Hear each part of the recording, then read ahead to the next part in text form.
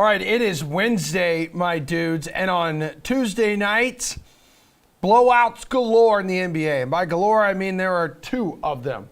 The Suns absolutely demolishing the Mavs. 4 players finishing the win in double figures. Devin Booker, 28 points, 7 rebounds. There's DeAndre Ayton there on your screen adding 20 points because the Suns made a point to get him more involved in the offense. And then Mikal Bridges breaking out of his shooting slump, finishing with 14 points. We got a lot on this show today. More games leaking on the NFL schedule, which will be completely released tomorrow. We'll have a schedule release show here on Friday on The Sweat. Also got some NHL playoffs, PGA Tour as well. But let's start in the NBA. We have DraftKings contributors, Julian Edlow here, Jeff Pratt, RotoWire's Nick Whalen. Good morning, everybody. Jules, your star of the night, who was it? My star of the night. I mean, you can go a lot of places with this, given that the 2 games were combined, like 65-point victories. It was ugly, dude. I mean, Devin Booker really broke that open for the Suns. I guess I'll go there, but you can go many which ways. Okay, Jeff, what was your biggest takeaway in these 2 blowouts last night, dude? Yeah, definitely 2 surprising results, especially considering the fact that both Dallas and Philly were coming off back-to-back impressive wins at home. You know, some people say that playoff series don't really begin until a home team loses, but these were 2 pretty pathetic performances, and they don't really inspire much confidence that the Mavs or Sixers can bounce back at home in Game 6. My main takeaway from this one was that coming into the playoffs, I was concerned about Miami's lack of high-end scoring talent. They didn't have a guy who you absolutely knew could get them 30-plus when it mattered. All respect to Jimmy Butler. He's just not that guy on the offensive side of the ball. However, that's not going to be a problem if 7 guys hit double digits in one game. Philly only had 3 players in double digits. None of them scored more than 17. Pathetic performance for them. I think both of these series could be over because, as we know, it's worth noting that teams who win Game 5 of a 7-game series that's tied up 2-2 go on to win that series around 80% of the time. So I think these ones might be wrapped up. Okay, Waylon, which team do you believe is more likely to bounce back in Game 6 at home? I think it has to be Philly for me, but I don't feel great about either of these. You know, we saw very similar games in the late window. And, you know, I think Philly is the team that at least has a closer talent gap to Miami, whereas I think Dallas, you know, did well to steal 2 games in games 3 and 4. But I think Phoenix is very clearly the better team, even if the Mavs have the better player. You could make the argument that talent to talent, Philly and Miami are relatively equal. Obviously, you have a lot of questions about the coaching in Philly. You have the Embiid injury. You have James Harden's playoff history. So that maybe makes you lean toward Miami. But in terms of talent, Philly absolutely is not a team that should be losing by 35 points to this Miami team at a pivotal Game 5. So do they have the fortitude, I guess, to bounce back? That's a pretty big question. But in terms of the horses on that team, this should be a much closer series, at least than Game 5 was. Okay, Jules, as for tonight, you believe the Celtics can come out strong, and you like them as 5.5-point favorites here? Yeah, biggest spread in the series so far. And I think that it's a combination of a few things. Obviously, Game 1 was the only time that the Celtics have played at home with their full starting lineup, and that was 4.5, 5. Conveniently enough, they haven't won a game in the series with their full starting lineup, or in the playoffs, since Rob Williams wasn't even starting against the Nets. So their starting lineup is 0-2. Everything else is 6-0. I think the number is set for Rob Williams to return and play. He just needed a little bit extra rest. And I think that home court maybe becomes a little more valuable here to get this later in the series to bump this number up a bit. It's a lot, but I think that if the Celtics do come through, you know, we've gotten some grinders recently. I think that they might do it with a little bit of margin. So if you read my best bets article yesterday, we put the Suns and Celtics together on a money line parlay. Obviously it's much more comfortable in these type of games when you need a team just to win. But yeah, if you're telling me I got to bet the spread, I'm laying it with the Celtics, and then I'm laying it with the Bucks, and then who knows what happens Sunday in Game 7. All right, Waylon, you had Al Horford playing the Robin to Jason Tatum's Batman here. The series is tied at 2. Al Horford was Batman. You think so? I mean, absolutely. But you don't think Absolutely. Tatum became Batman in the fourth quarter when he actually woke up a little bit? You mean when Al Horford had 16 fourth quarter points? Yeah. Okay. All right. Fair enough. Waylon, what do you expect? I'm with Julian here. I think we're going to see kind of a back and forth series as it's been so far. It feels like the momentum has now shifted really heavily in favor of Boston. I think Milwaukee, after Giannis went on that individual run in the third quarter, that was capped off by that technical, kind of glaring at Al Horford after a dunk. I think Milwaukee thought they had this game won. I feel like in their mind, they were up 25 and they were actually only up like 9. And all of a sudden it's an 8-0 run for Boston and everything completely flips. I mean, 43 points in the fourth quarter for the Boston Celtics. You go a 5 of 22 performance from Drew Holiday from the field, his 8th time in 32 playoff games with the Bucks that he shot under 30% from the field. It's become an alarming trend for the Bucks, and obviously more concerning without Chris Middleton. So, heading back to Boston, I think Boston probably gets the win tonight. I think we probably see Milwaukee then bounce back in Game 6, and then we get a fantastic Game 7. Hopefully, fingers crossed, with Chris Middleton back in the lineup. But I have a hard time throwing my faith behind Milwaukee after what we saw for the final 12 minutes on Monday night. All right, Pratt, no matter what happens here with Time Lord, I mean, the Celtics seem to be capable of taking care of business, like in the paint there with Horford at the forefront of that front line. Yeah, I'm with both of these guys. At first glance, 5.5 points is a lot. But if the Celtics actually hit some shots and get off to a good start, they can cover the spread.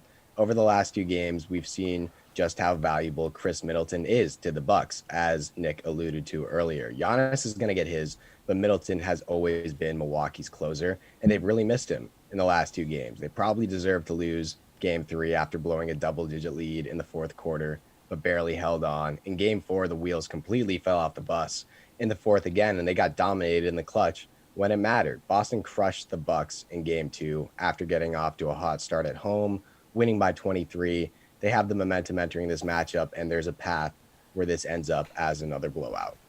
All right, Waylon, let's go to the late game here. Let's go out to the Western Conference. I mean, there was no Steve Kerr on the sidelines for Game 4 for Warriors-Grizzlies here. But tonight, Warriors now, I mean, this morning it was a 3-point favorite, now 4-point favorite on the road. We know John Morant has been ruled out. We don't know if he's going to play the rest of the postseason here.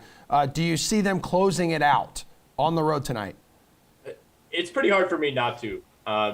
This game being in Memphis, I think, is the one thing the Grizzlies have going for them. That crowd is not going to back down even without John Morant. But, man, it kind of feels like that Morant report from Shams yesterday was kind of the final gut punch, right, for Memphis, because we didn't really know what was going on with his knee. It's not like he's out there in a brace. He was at shoot-around in sandals, not exactly like the most sure-footed footing that you would think if you had a knee injury. So I think there was some thought that, maybe this was a minor thing. He could be back for this game. But then getting that report that he has a bone bruise and he's not coming back in this series or the playoffs at all was kind of the final punch, like I said, for Memphis. So I think, we've seen Memphis play well without John Morant throughout this season.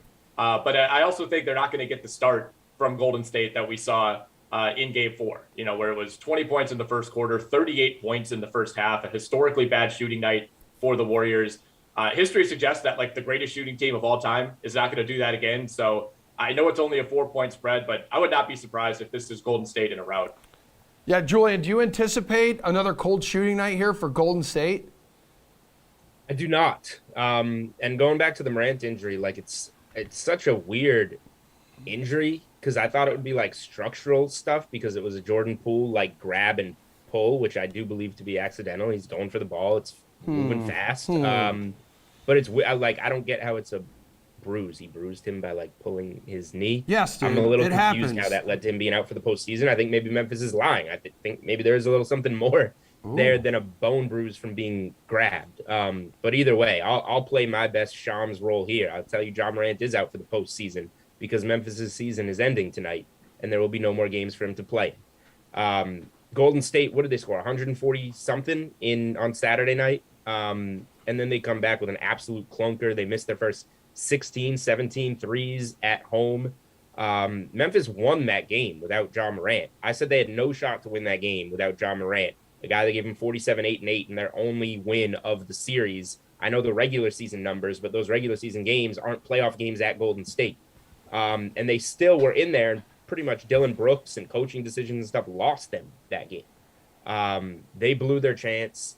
Golden State knows how to close. I know we're hearing the experience, but they do have all the experience. It's going to show in this game, and Golden State's going to pull away. Yeah, Jules, Desmond Bane's got to recapture that first-round magic, right? If they have any chance. I mean, yeah, and he's got the back injury going on, Yep. and he's not shooting too well. And Dylan Brooks is trying to play his best Ja Morant, and he's not Ja Morant, and that only helps the Warriors. So, very tough spot, even being at home for the Grizzlies. What I will say, I thought Golden State would sweep Denver in round 1, and they even came back and pulled ahead in that game 4, and still lost, and it went back to Golden State for a game 5. So, the Warriors aren't invincible, but I would be pretty surprised if they lose this game. All right, Jeff, you at least got to give it to the Grizz for managing to cover the spread in game 4, at least without their best player. Yeah, I'll give it to them for that, but put a bow on it. This series is all but wrapped up. I understand that the Grizzlies were 20-5 without Ja Morant this season. However, they weren't playing the most experienced postseason team in the league in those matchups. The Warriors aren't playing that well either. We all know how horribly they played last game, but they have enough to get it done on the road tonight. One of the main reasons Memphis was able to maintain such a high level of play without Ja was, just as you said, Emerson, Desmond Bane, and he's completely disappeared in this series. 8 points in game 1, 5 in game 2, 16 in game 3, but 8 in game 4. Not only is he failing to carry the offense in Ja's absence, he's also lost confidence in his shot. In the regular season, he was taking almost 15 shots per contest, but he hasn't taken more than 10 in a game so far against the Warriors. And he isn't the only one who's come up short either. Dylan Brooks' stat line looks like he's going on tour, not like he's playing an NBA game. 3 for 13, 5 for 19 in the 2 full contests he's played. And his confidence continues to be irrationally high to the point where he's shooting the Grizzlies out of games. Memphis had the chance to make this series competitive in game 4, and they blew it. The Warriors will cover and move on tonight. All right, Julian, my Robin, what is another bet fans should have their eyes on tonight? For tonight, I'm not afraid to go back to Al Horford props, and I'm thinking if Rob Williams gets ruled in, like he's at 22.5 points and rebounds, that could tick down to 21.5 if Rob Williams is in, and there's really no effect there. He played 39 minutes and had 22 and 16 on Saturday. So I'll go back to Al Horford props for tonight, but honestly, my favorite bet on the board, give me the Heat money line tomorrow night. I know these guys said the Sixers have the better chance to bounce back of these two teams. Embiid almost put a fork in him in his presser after that game. Like, he was not happy. We know how Doc Rivers coaches these series. My favorite bet on the board overall right now for NBA is the Heat to just close this out in 6 as dogs. All right, Jeff, what do you think? At first, Draymond Green's point prop being set at 7.5 probably feels too low, but if you watch the games, he just simply refuses to shoot. In 4 games during the series, he's taken a total of 13 shots. He hasn't scored more than 6 points in a contest. He played 33 minutes last game and took 2 total shots. At this point, he's just completely committed to being the facilitator in this Warriors offense, just making things flow while Steph, Clay, Wiggins, and Poole run off-ball screens and create space. Unless he goes to the free throw line multiple times, I have a hard time believing he'll score 8 or more points tonight. Waylon, bring us home. 13.5 points is the point prop for Al Horford. That seems a little disrespectful for a guy who's put up 52 in the last 2 games combined. Unless Milwaukee does something different defensively that does not include, leaving him just wide open whenever he wants for quarter threes. I think he could clear that, by the end of the third quarter, especially if Robert Williams doesn't end up playing in this game and we see Al Horford, play 35 plus minutes again. So 13.5 for Horford I like. And then I've been tricked one too many times by Dylan Brooks. You got to go under. 19.5, way too high for a guy shooting 33% from the field in the playoffs. Jeff mentioned it already. I mean, it was comical, some of the shots and some of the turnovers that Dylan Brooks had late in that game against the Warriors. A very winnable game for the Memphis Grizzlies, and he was the main reason that they didn't come away with it. So I think his confidence is at an all-time low. I think 19.5 is way too high of a point prop for him. All right, NBA dudes, appreciate it. Thanks for all the help. When we come back, we're going to talk some DFS on the diamond with our MLB guys.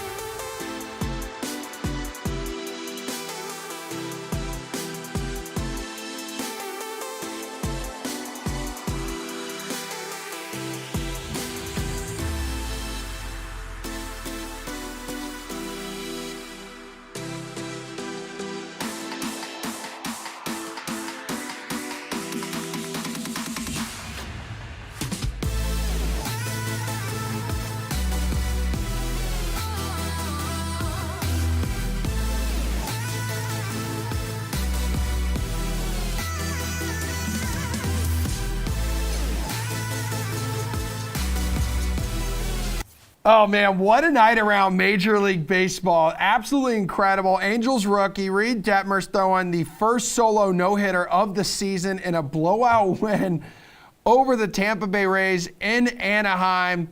We know the Mets had the combined no-no earlier in the year, but wow. Before last night, he had never thrown more than 6 innings in a game. 22-year-old recording the no-hitter in 108 pitches, 2 strikeouts, and a walk, one of 2 Angels in the top 5 of last night's top scores.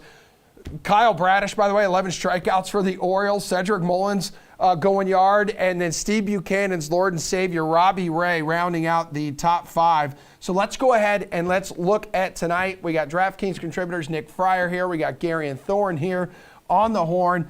A pitcher over $8,500 tonight, Gare Bear. Who is it going to be for you?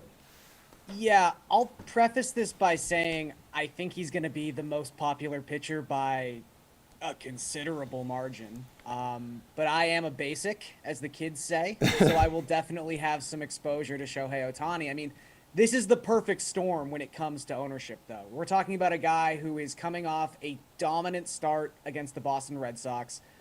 Ohtani, for whatever reason, is always disrespected by the algorithm when he's a pitcher. He comes into this game with a 1.52 FIP and a 38% strikeout rate, and he's less than 9K. That is absolutely insane.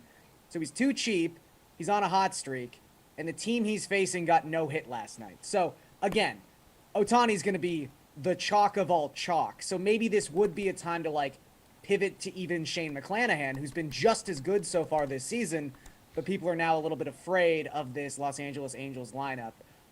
So I would have exposure to both, but I just don't see how you avoid Ohtani completely, even knowing his ownership is going to be 50 or 60% tonight. All right, there are 7 games on the main slate, Fryer. Who is your pitcher, $8,500 or more? Looks like you have about 6 dudes to choose from. 6 dudes to choose from, and Garen's talking about how chalky this play is going to be. I'm with him on Shohei Ohtani. I mean, you look at the Rays, they have the 5th highest strikeout rate against right-handed pitching. Never mind what happened last night against the lefty, but Ohtani's got a 17.5 swing and strike rate. He's getting guys to swing out of the zone quite a bit, and they're swinging and missing on those pitches quite often too. In his 5th at 1.52.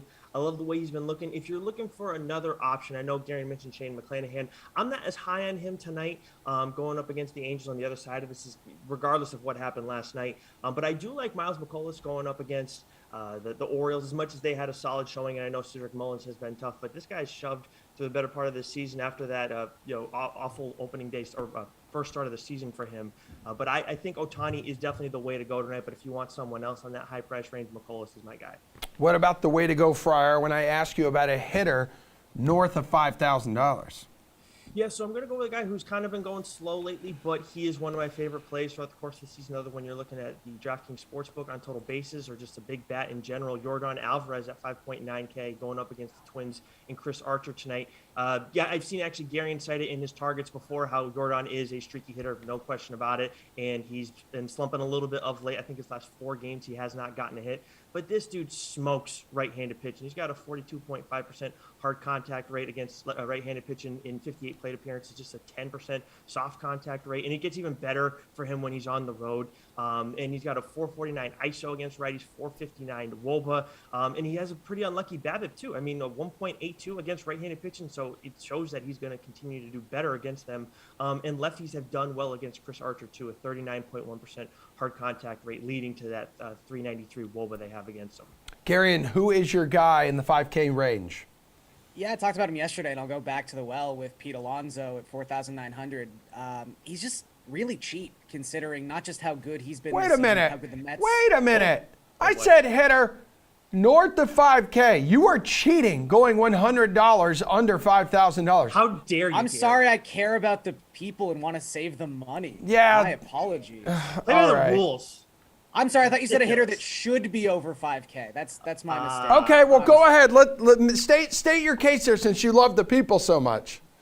Look, I just think it's an amazing matchup. I mean, Aaron Sanchez, it's so weird. Like, he's only 29, which is crazy because he just seems like he's been washed for about 4 seasons now. And the book on Sanchez used to be that you would just blitz him with left-handed batters, but this season it's been right-handed batters that have been his biggest issue.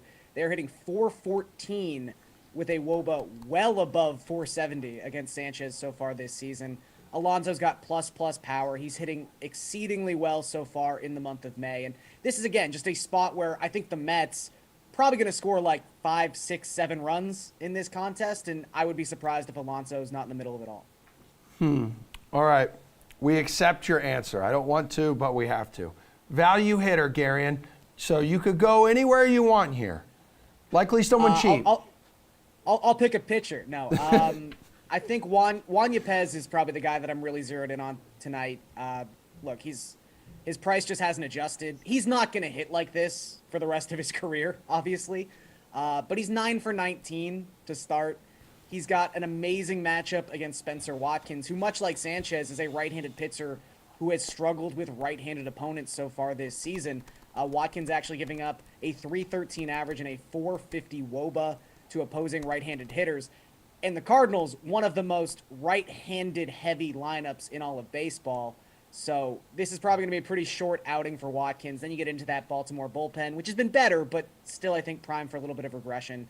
If Yepez is hitting cleanup like he has been so far in his brief MLB career, it's really hard to avoid him at 3K. Fryer, who do you want as your value hitter? We got to start talking before the show more, Garen, because we're in lockstep on this one, too. Yepez, yeah, I know. I wish I had another option for you, but Yepez is the best option. I mean, he moved to the 4 spot in the lineup last night, and if he's going to stay there or if he stays in the 5 spot, this is a guy, very low price, and you're getting him in a run-producing spot. How do you say no to something like that? And as much as Watkins, I'm a little bit higher on Watkins. He's been solid. Of course, not a guy who you're going to go and necessarily roster in DFS because his innings are going to be limited, and you're not going to see a ton of strikeouts from him. I do like Yepez in this spot because, I mean, like Gary said, 10 hits, 3 doubles, a home run. Quite a bit of that damage has been done against right-handed pitching. Watkins doesn't do as great against right-handed hitting. So, yeah, I love this guy. And it's a cheap price in a run-producing spot. Can't say no to that. Fryer, before we let you guys go, let's pivot off DFS. Hook me up with your favorite Major League Baseball bet tonight. Yeah, so I'm going to come back to the Angels-Rays game at 3.5 runs for the Angels. That just seems too low for me. And at -110, I'm more than happy with that. Forget what happened last night again because they faced his right-hander the other day. They're facing a left-hander tonight. And I know Shane McClanahan is tough, and we talked about him earlier. But this guy hasn't skunked anybody this year since his first start of the season. So, like, I'm not as much as he's an impressive pitcher and understand rostering him for DFS. He's not going to go out and I don't expect him to go and throw like 5 shutout innings against this lineup, which as much as they're better against right-handed pitching, they're still tough on lefties. They're top 6 in OPS, top 6 in WOBA. And also with McClanahan, as much as he's got a good bullpen behind him, he's not going to go that far in this game just because the Rays are just airtight on his innings. So I have no problem asking the Angels to get 4 runs from me tonight. All right, Gary, give me a bet on the DK Sportsbook you like for tonight. Yeah, I'm going to go with the Cardinals run line at +100. Nick already mentioned that he kind of likes Miles Michaelis as a DFS option tonight. I would agree. He's been fantastic so far this season. Not the biggest strikeout pitcher in the world, which sometimes negates his DFS value, but really don't care about that too much for the purposes of betting. He's just been solid. His ERA is great. It's backed up by a pretty reasonable FIP and a pretty reasonable expected ERA. Where Watkins, I just think this is a blow-up spot. I mean, he's survived his first 5 starts of the season. He's been solid by the surface metrics, but this is someone who's struck out as many batters as he's walked so far this season. His expected ERA is over 6. And as I mentioned, he's really struggled with right-handed batters, and that is bad news going up against the Cardinals because not only do they have the 3rd most right-on-right plate appearances of any team so far this season, they are flush with right-handed power. I mean, if you get past Paul Goldschmidt, there's Nolan Arenado, there's Yepez, there's Tyler O'Neill. Like, it just keeps going and going and going. This is a bad matchup for Spencer Watkins. All right, guys. Fryer, you were a pitcher in college, right? Yes, I was. Did you ever have a performance as good as Reed Detmers? What was your best performance as a pitcher in college? That's not nice. My best performance was like a 7-inning 3-run start against Michigan, which ended with me getting smoked in the forearm and couldn't throw for like the next 3 days. So, wow. So you left the game after being hit in the arm? Yes. It's kind of weak.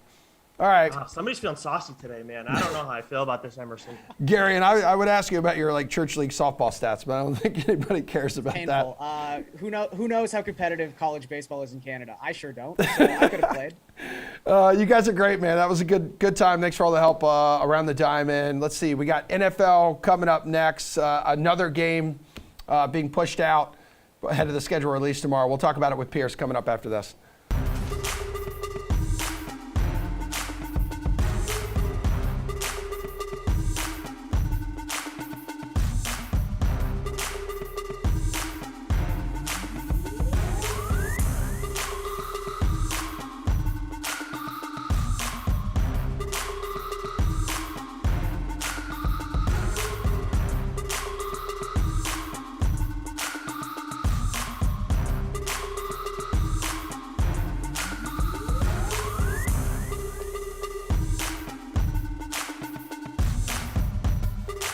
I'm pretty excited about the NFL schedule release. Like tomorrow night, it's going to be a big party. We're going to have a schedule release special here on Friday for the Sweat.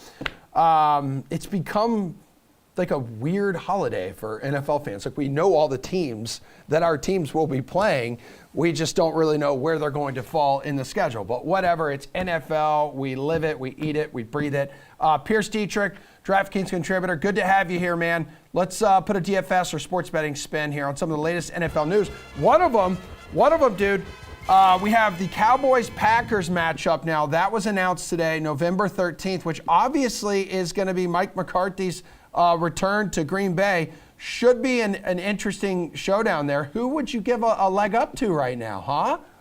Can we rewind it a little bit? Are you really this excited, or Yes. are you just reading a script? You're I'm really not, that I'm pumped. literally not reading. I'm not reading a script at all. That was me talking because what I said made sense. It's an opinion, Pierce. People love the NFL schedule release.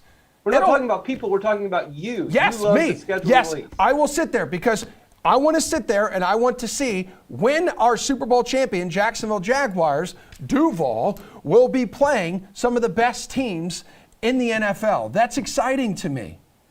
Well, speaking of the Jaguars, I think all the games are exciting. I get excited about actually watching the games, not really what games are going to be released, but I like watching Jacksonville versus Tennessee. So, a Green Bay Dallas game doesn't really mean much to me. I mean, they're all great, they're all awesome. McCarthy going back to Green Bay, yeah, that's cool. Maybe the 5 people in Green Bay are really concerned about it, but people in Dallas don't care. I don't think Mike McCarthy even cares about this. Maybe, WLUK Fox 11 is really pumped about Mike McCarthy's return, news that you can trust, your hometown team.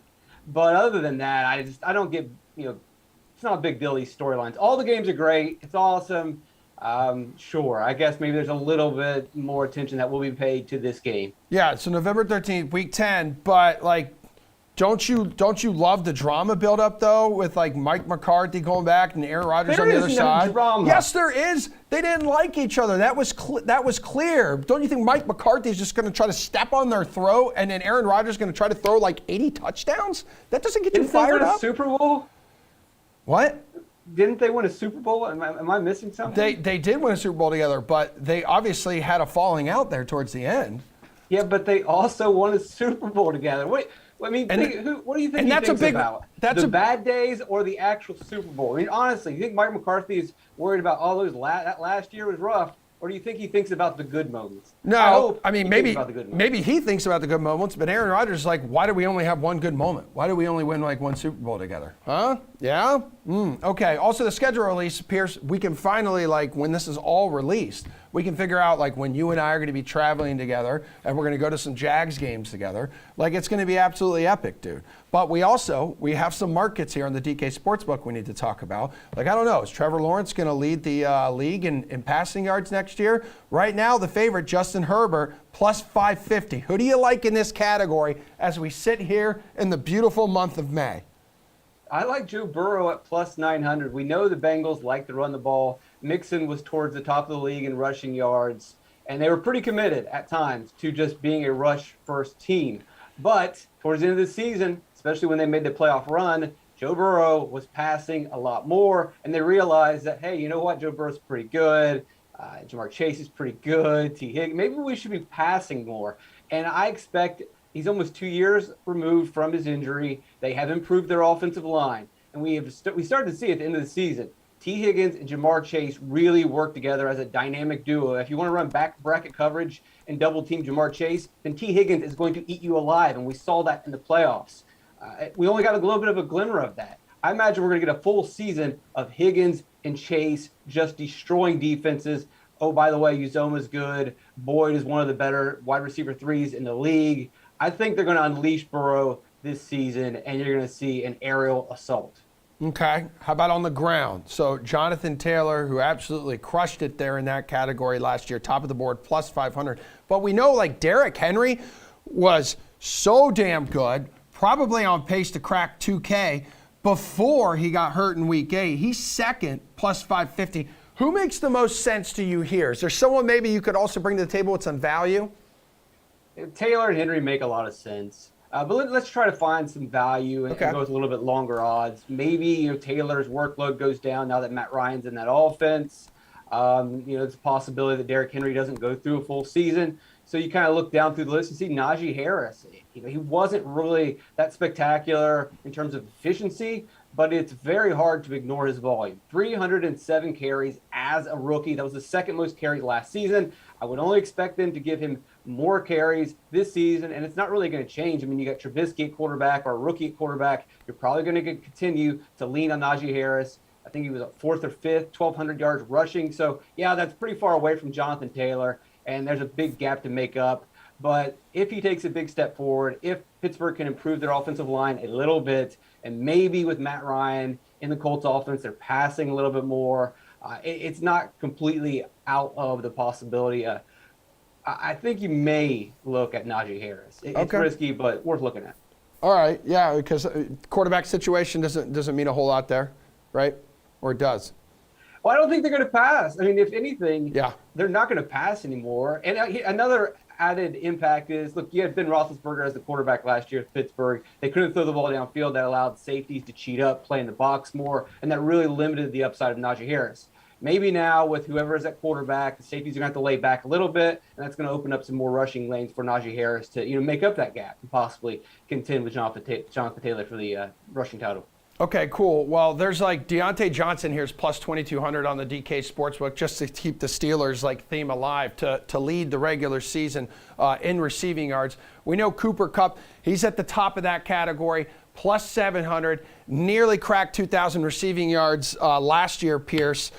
Who's the smart play? Kupp's a smart play if you want to go. I just can't see the targets going in any other direction, and we know that he catches every target that he gets, so I have no problem going there. I wouldn't go to Deontay Johnson this early, and I probably wouldn't go to him at all. He clearly had a connection with Ben Roethlisberger, and as we know, Ben Roethlisberger was basically just his first read, he was going to make the throw, and that often was Deontay Johnson on those shorter routes. I don't know if Deontay Johnson is going to get that type of volume with whoever ends up being the quarterback in Pittsburgh. Kind of a long shot I've been kind of thinking about is DK Metcalf. If this team in Seattle has improved their offensive line, and they're probably going to be playing from behind a lot more, it means there's going to be a lot of passing. In his second season, he caught, 1,200 yards receiving, had a bit of a down year last year. I contributed a lot of that to Russell Wilson's poor play. You get a quarterback in there that has some time to throw, maybe you can have a big season out of him. I also think Devontae Adams, if you're not going with Kupp, Devontae Adams is going to be the next guy to go to. They're just really, as much as the Raiders have improved, Bryan Edwards, I don't know if he's a bust yet, but he is not a quality wide receiver number 2. Darren Waller is good, but Darren Waller is still a tight end. That really just leaves Adams as the main guy for Derek Carr to go to. We've seen Adams do a lot with plenty of targets in the past. I think he's going to get more targets. If you look at, with Aaron Rodgers at quarterback, Aaron Rodgers would make reads, would go to different places with his passes. I don't know if Derek Carr is going to be able to progress through his reads as often, and maybe he's going to feed more passes to Devontae Adams. Dude, how often is it we see a tight end with the third best odds? Dude, like It's Travis kind of Kelce? strange, isn't it? Yeah, it is but strange. Look, he was Mark Andrews was a monster at times last season. Now, a lot of that, though, was with Huntley at quarterback, so I don't think I would go near that. Okay, yeah. I mean, we know Tyreek Hill's no longer there. He's down in South Beach. Pierce, you're good to go, man. It was great hanging out with you. Always enjoy our conversation because you and I are two of the most intelligent people here with this company. Let's talk some NHL. We got 3 games on the board tonight. We'll also look back and see what went down last night in 4 Game 5s.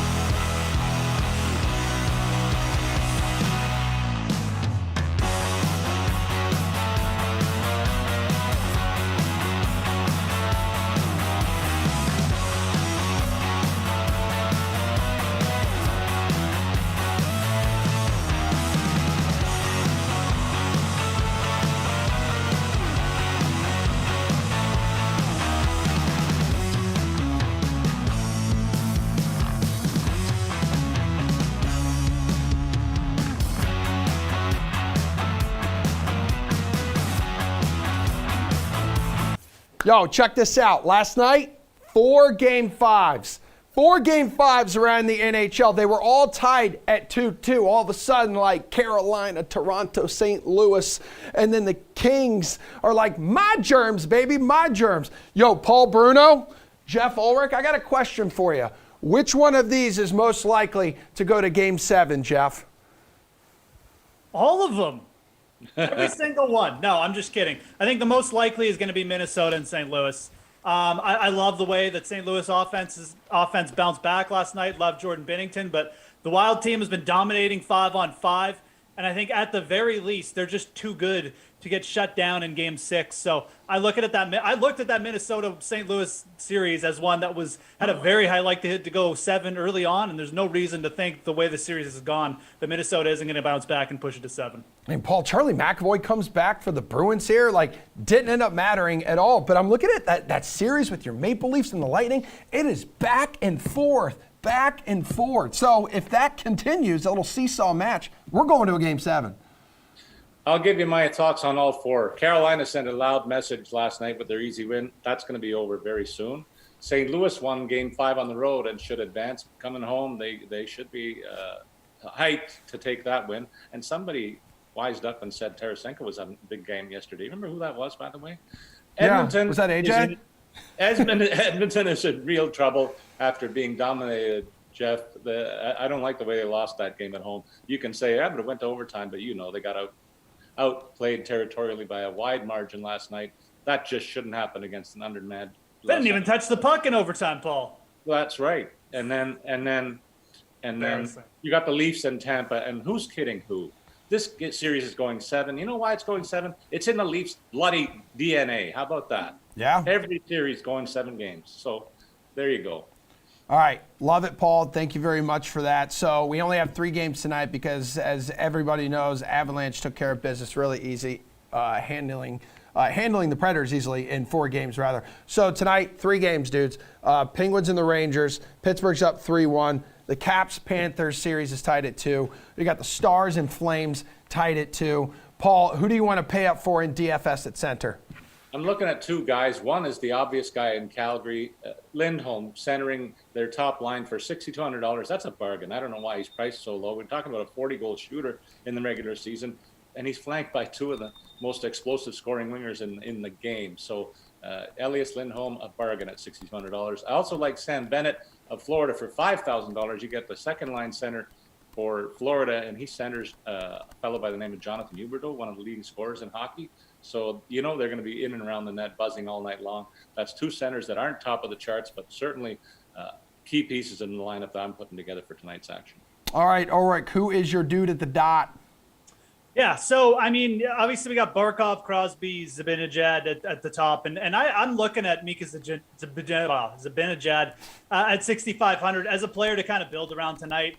I really think that at the very least the Rangers are going to push on offense. You still got Louis Domingue in net for the Pittsburgh Penguins. I mean, it's just you've got to figure that the Rangers at least offensively make a push tonight. I don't know if Shesterkin's going to bounce back enough to be able to shut down that Penguins offense and push it to 6, but I think the Rangers offense does bounce back. So building around their first line makes sense to me. And I think for a contrarian play, the Dallas Stars first line is worth a look tonight. Rupe Hintz, one of my favorite players in the league, great 2-way player. If Dallas does pull off the upset tonight, it's probably because Rupe Hintz did something crazy, like maybe score a short-handed goal or something. So 5,400, I like him as a contrarian move tonight. All right, what's your move at wing, Jeff?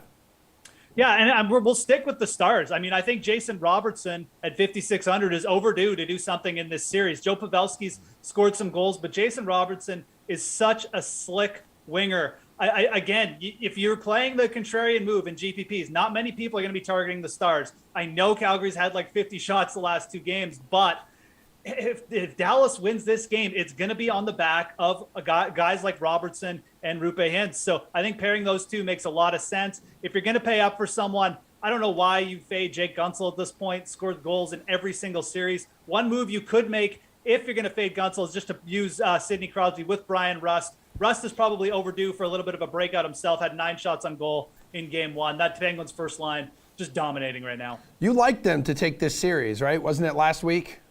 I do. I mean, I just think Pittsburgh, the 5-on-5, they're the dominant team. They didn't show it at all times during the regular season, a little bit up and down, but when they get goaltending, as you show, as we see, I mean, they can beat a team like the Rangers quite handily because they're just the better team, 5-on-5.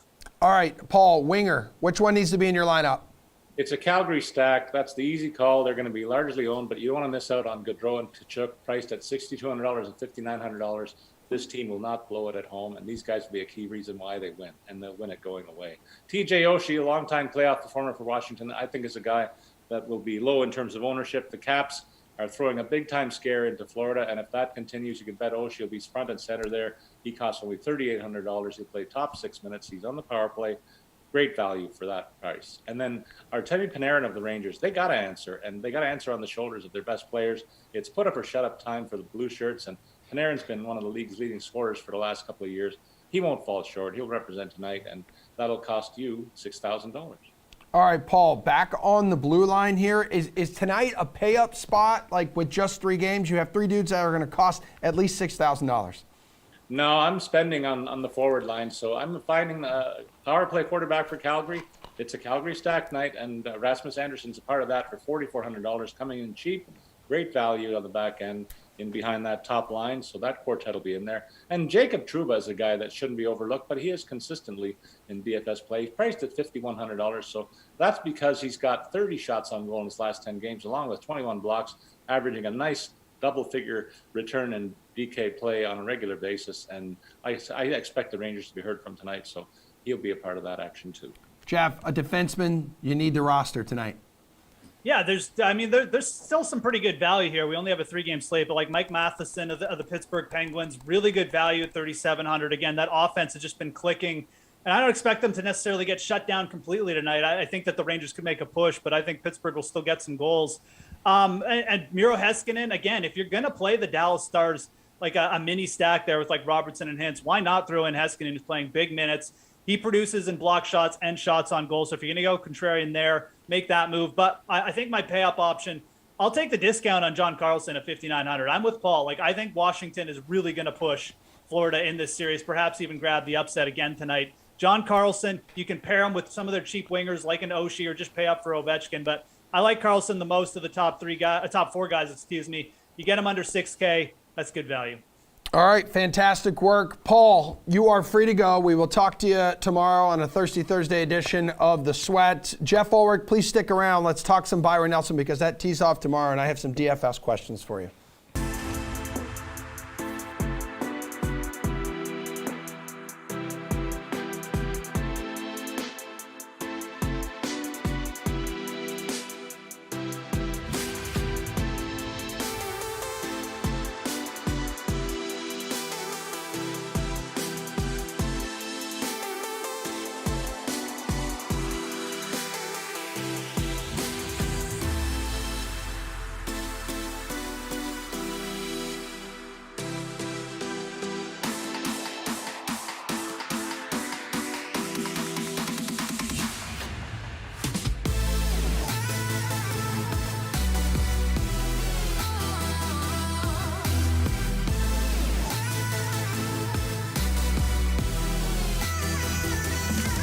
It's a tradition unlike any other here on The Sweat. Every Wednesday, Len Hochberg, good to have you here. We're talking some golf. Jeff Ulrich has returned. Golf this week, the AT&T Byron Nelson dudes. Scotty Scheffler in the field, top price golfer.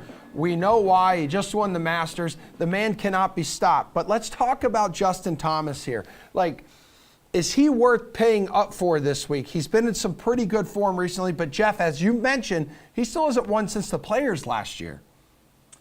Yeah, no, I mean, look, comparing anyone against Scotty Scheffler right now it's just like, it's going to look rough for the other player just because Scheffler is just producing at an insane rate. But Justin Thomas certainly deserves to be right behind him in the salary. And you know, you could definitely make a case. Like, if you're not playing Scheffler, like, Thomas is the way to go. I think both these guys will be heavily owned, but Thomas is just so consistent with the ball striking, you know, gaining strokes, like multiple strokes on approach, leading in proximity from a lot of important stats this week. You know, KH Lee, when he won here last year, led the field in proximity from 150 to 175 yards. Guess what? Justin Thomas leads this field in proximity from that distance over the last 50 rounds. So there's a case here for Thomas. I think an interesting way to approach this week for DFS, play both of them.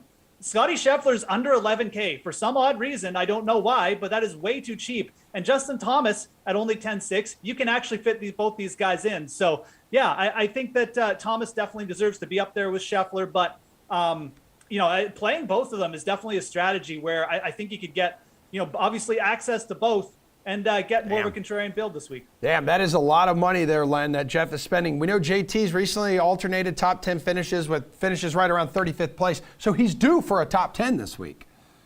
Yeah, maybe with the Canadian exchange rate, we could get both of them in the lineup. Otherwise, I'm going to have a hard time doing that. But no, I do agree with Jeff. I am on board with Justin Thomas this week. He hasn't won, yes, which is the ultimate goal, but he has been circling all year. And this is going to be a big time birdie fest. And even though he's not the best putter, he's not a terrible putter. He's ranked about 100th, which is middle of the pack. We have seen him able to go super low. He's won 3 times in Hawaii. He won that Kuala Lumpur CIMB a couple of times. All have to go super low to win that. I could easily see him on the first page of the leaderboard come Sunday afternoon. All right, Len, let's talk about Jordan Spieth here. We know how he performs in his home state of Texas. It's going to cost you 10-1. So is he a good play this week? Yeah, not for me. Not for me. He has a lot of good weeks. Well, he has some good weeks, but he has a lot of off weeks too. Yep. And this is a week that I think that he will have trouble. The super large greens, and it's funny to talk about Jordan Spieth, where you're going to have to win a putting contest, and no, I'm not taking Jordan Spieth. But he's 186th in putting, a lot worse than Justin Thomas in putting. He was able to win at Harbor Town with the tiny greens there. I think that on a larger green, you're really going to identify the better putters, and he's not one of them right now. I'm not really big on him at all. Yeah, Jeff, he did win in Hilton Head despite putting worse than the field average. Yeah, but Len brings up a great point. Jordan Spieth's got a very, very specific type on the PGA Tour. We've seen it. He wins at Colonial. He wins at RBC Hilton Heads. Hilton Head, excuse me. Like, he does have wins at other courses, obviously. He's won the Tournament of Champions, which have big greens. But that was kind of when Jordan Spieth was right in his prime. And, again, the other thing with Spieth is a lot of these top players, you got Dustin Johnson, Justin Thomas, these guys are looking for wins. Like, Jordan Spieth just won. Where is his focus right now? It's on the PGA Championship. That's the one he needs to complete the career Grand Slam. So I think Jordan Spieth is a quite easy fade this week as well. I also think he's just a little bit overpriced coming off that win. You've got guys like Sam Burns down there, even like Will Zalatoris. These guys are just better DFS plays because, again, as Len mentioned, they're just more consistent. So Jordan Spieth has never really performed at the AT&T Byron Nelson, even though it's his hometown event. And I don't really see this year to be changing any of that. I just feel like with the PGA coming up next week and him just being priced too much, there's better places to look. Yeah, finished T9 here a year ago. But once again, we talk about the motivation for some of these guys the week ahead of a major. And as you mentioned, just PGA Championship away from the career Grand Slam. Jeff, you shined bright like a diamond last year when you said, hey, K.H. Lee, fantastic play, ends up winning his first tournament here. He's $6,100 this week. Do you like him as a value play? And if you don't, where are you looking for value? Well, he's definitely not 6,100 this week. He's 7,500. Oh, he's 7,500? Okay, that's my bad. Good way to point that out. Thank you.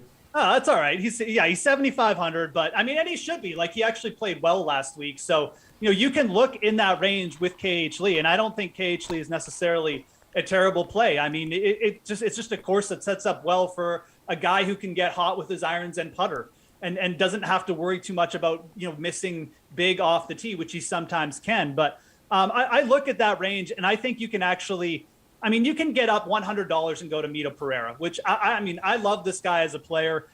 Big time winner on the Korn Ferry Tour, came in. He's already got 5 top 10s on the PGA Tour in basically less than a year. Yeah, he had some back issues, but he's in the field this week. Everything looks fine. Again, another player who just from proximity stats and just strokes gained approach, he really does light up. He's top 10 in a lot of the ranges that you want in terms of like long-term form. So I think Mito Pereira is a guy at 7,600 I would really try and get up to. But you can look down below KH Lee this week as well. CT Pan been super consistent. Sahith Theegala, another young player I do not mind taking a shot with in GPPs this week. Struck it well in Mexico. So KH Lee is okay, but there's a couple players I definitely like the upside a little bit more this week. Yeah, Zadenhout, your dude, $7,400, just $100 cheaper. Len, how do you feel about KH Lee, defending champ here? And do you like anyone else as a value, maybe in this range? I'm not big on KH Lee this week. As Jeff states, it certainly sets up nicely for him, and he can do well. I think it's going to be tough coming back to this tournament and being the big star or one of the big stars. It's different when you come back as a champion, especially after your first tournament win. You're a big man on campus. There are a lot of guys in the upper sevens. I think there's a lot of ways to go.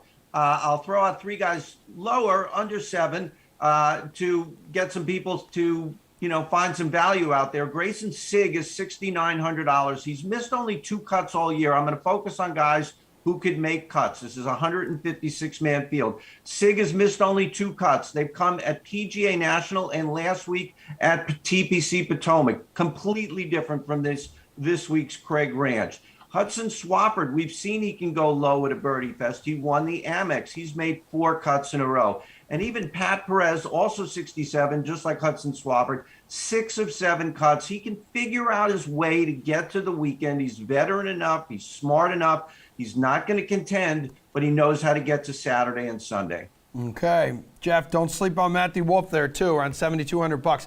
Let's get you guys out of here with this. We got about 90 seconds left in show. Your best DFS play for the AT&T Byron Nelson, Jeff.